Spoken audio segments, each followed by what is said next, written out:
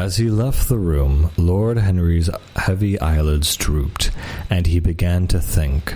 Certainly few people had ever interested him so much as Dorian Gray, and yet the lad's mad adoration of someone else caused him not the slightest pang of annoyance or jealousy.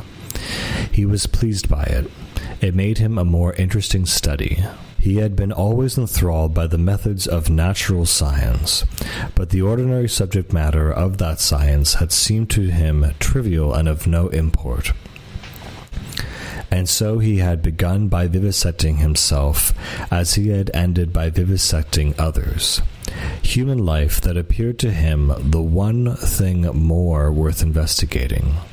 Compared to it, there was nothing else of any value. It was true that as one watched life in its curious crucible of pain and pleasure, one could not wear over one's face a mask of glass, nor keep the sulphurous fumes from troubling the brain and making the imagination turbid with monstrous fancies and misshapen dreams. There were poisons so subtle that to know their properties one had to sicken of them. There were maladies so strange that one had to pass through them if one sought to understand their nature, and yet with what a great reward one received. How wonderful the whole world became to one, to note the curious hard logic of passion and the emotional colored life of the intellect, to observe where they met and where they separated, at what point they were in unison and at what point they were at discord. There was a delight in that.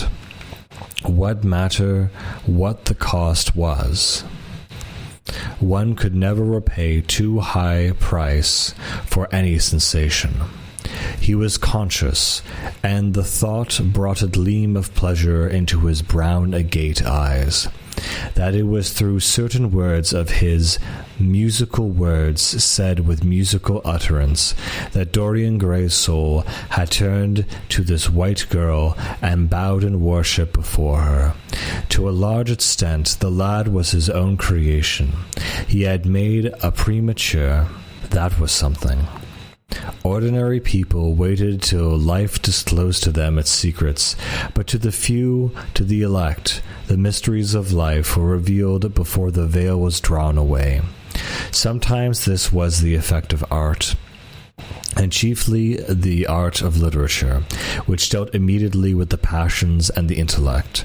But now and then a complex personality took the place and assumed the office of art, was indeed, in its way, a real work of art, life having its elaborate masterpieces, just as poetry has, or sculpture or painting.